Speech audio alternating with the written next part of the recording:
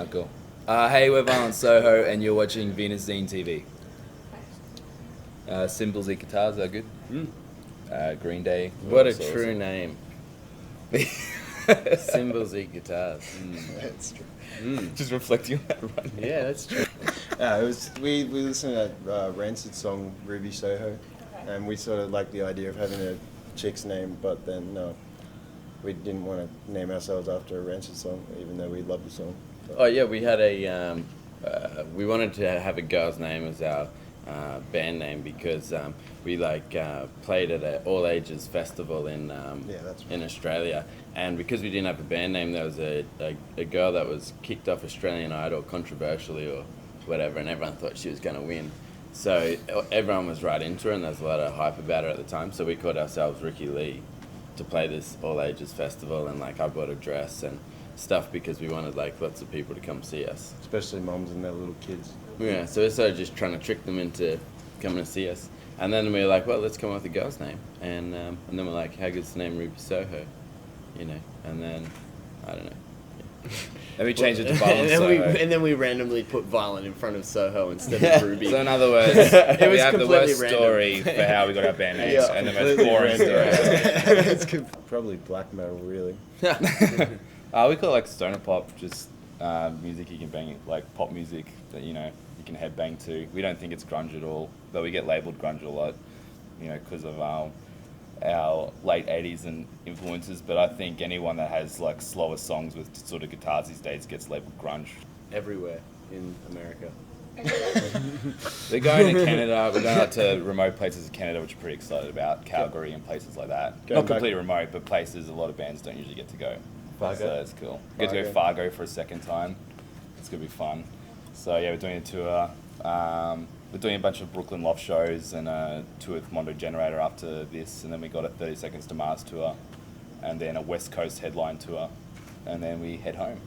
The meat selections in service stations. And obviously a lot of people eat this stuff because there's entire aisles. Yeah. And there might be 3 aisles of food, and one is dedicated to dried meats. You even get the home brand ones, the ones that are made locally, and they just look like big sides of cow or something. It's crazy. But yeah, we just were Fascinated by one called Tijuana Mama, which had, when we read the ingredients, said it contained 2% of mechanically separated chicken.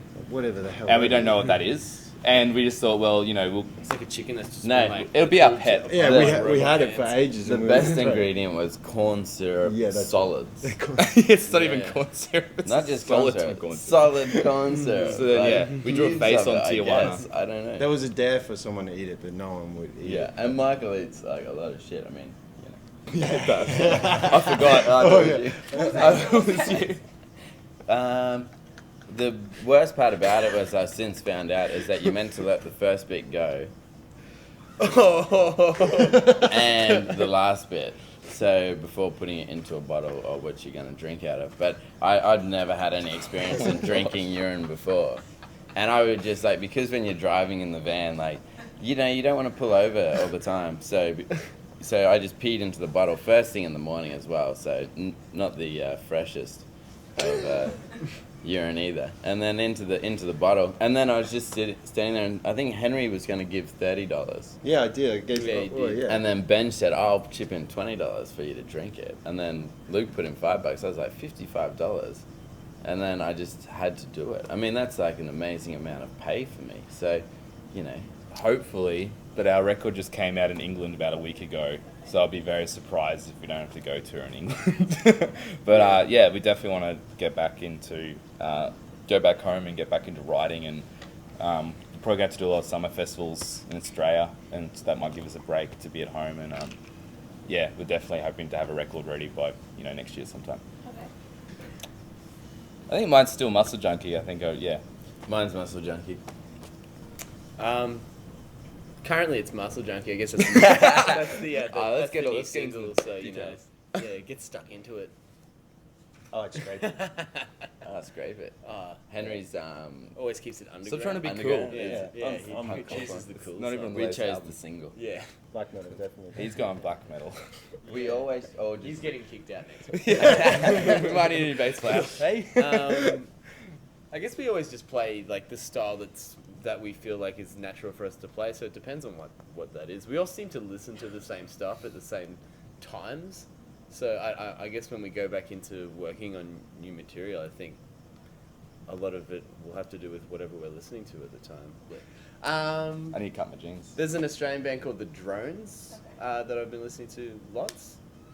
Eddie Current Suppression Ring. Yeah, Eddie Current Suppression Piss Ring, another Jeans. Australian band. Skull Hazards. Skull Hazard, yeah, that's a good one.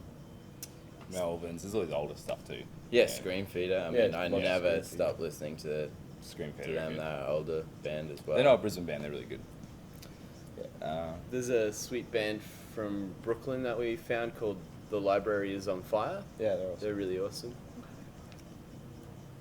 Come see us on tour again. Come see it the other If you city. miss us today, come see us on tour. We're gonna come to your town, so keep your eyes out and your ears open. Watch out for Mikey's cut-offs.